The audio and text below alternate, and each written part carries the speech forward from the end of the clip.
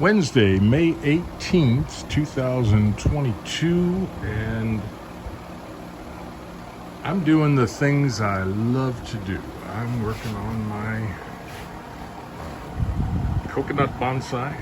I'm sorry, the last one of the last videos that I posted was just so almost juvenile. This is actually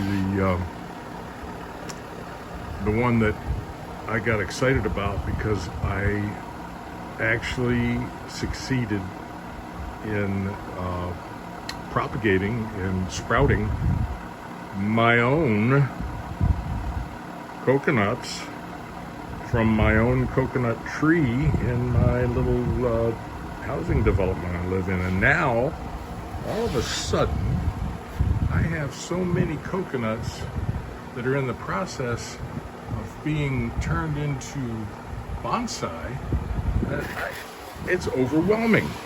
And on a day like this, when in May, when everybody says sell in May and go away, oh, it doesn't show, but I think Bitcoin is way down and stock market's way down. This is actually the stuff that's worthwhile doing.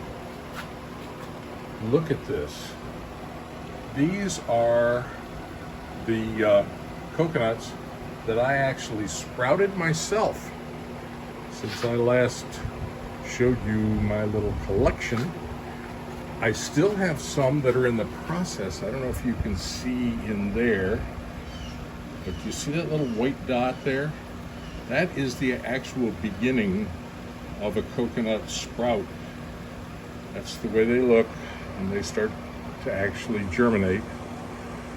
But I thought I'd take you on a little tour of just the wall and show you the things that are all of a sudden really taken off.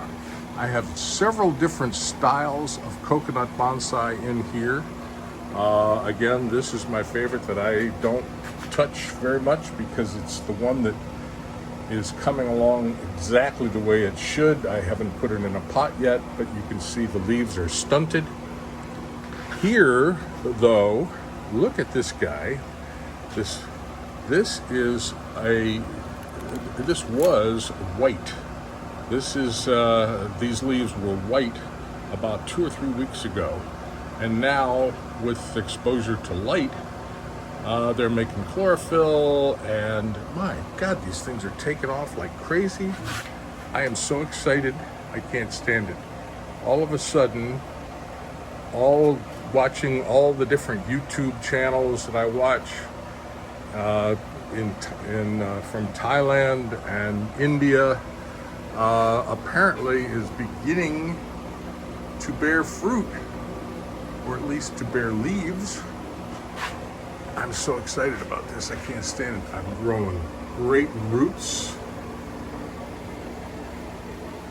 which is a big deal. Speaking of great roots, actually, no, let me go here first. I was fooling around with my coir yesterday, and this is a coconut that the shell has been removed. I haven't done anything with the leaves yet. I think I've been too hasty in that. That's why I've killed a lot of them. But I also thought I'd fool around with the coir a little bit and place it over top. It's just kind of I don't know, it's a look. Oh, by the way, these are the seeds of the aloe africans that I have out front. That is a huge aloe plant and produces these enormous yellow flowers. So that's all coming along great. Here are some more of these guys, and hopefully soon I'll be opening those up and have a few more. I call them Nunggings. Here's some more of the same thing. This is how I did all the ones that are successful so far. Got some nice roots growing in there, boy. Woo. tell you what, when it starts to come together, it's exciting. But one of the things that I really think is kind of cool is this guy, which was my first that really took off. It has roots that are all the way down here in the coir. And so yesterday what I did was it was in a much shorter water bottle. Look at these water bottles. My gosh, I got so many water bottles. Oh, the Where's Dino thing, that's because we have a neighbor who chopped down trees on our property, and now we're suing him, and we were looking for him to serve him with a summons. But getting back to this, what I've done here is I've wrapped the roots not real tightly, but tightly enough to hold them pretty much together. And I saw this on a YouTube video. A guy did this, and the end result is they do really well. They stay alive and grow and all that, but it creates a situation where the roots are so tightly packed that you can stand this thing up. And that's one of the traditional ways of showing coconut bonsai is they call it floating, is to have the soil be about here, maybe even here, so that this whole thing is floating above the soil level, which is about here, and the only thing in the soil holding the thing up are the roots that are going down below. And then by the time they do this, this shaft has become leaves, and by continually trimming them back, the leaves are about the whole tree is about like this. Think of my fingers as the leaves. And I've already shellacked the coconut itself to keep it from cracking, and that becomes the really cool coconut bonsai. So this one, probably of all the bonsais, all the coconut bonsais that I have, and I'm telling you what, I've killed a bunch. For instance, here's some that are going to the burn pit. See them in there? Yep.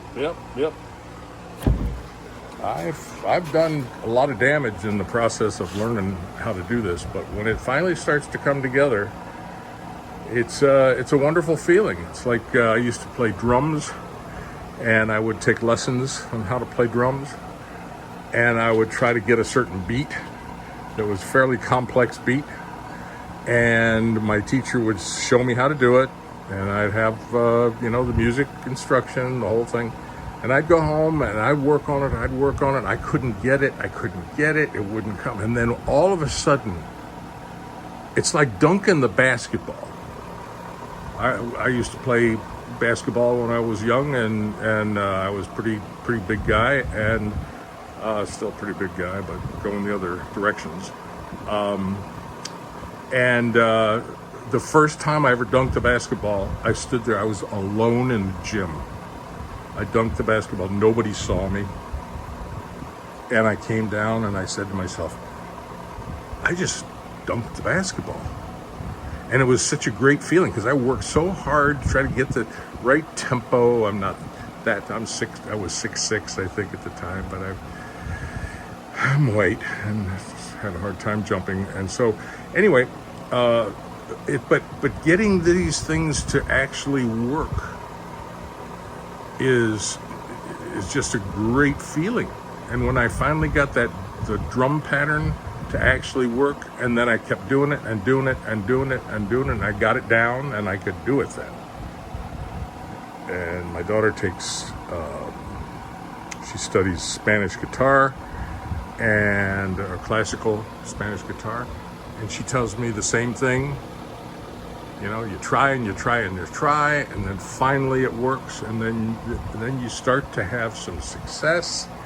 And that's what's happening here, and I just wanted to share that with you. It's a lot more to it than just having that little nudging pop out. Then you get the real work to do. So that's 10 minutes of musing. Goodbye.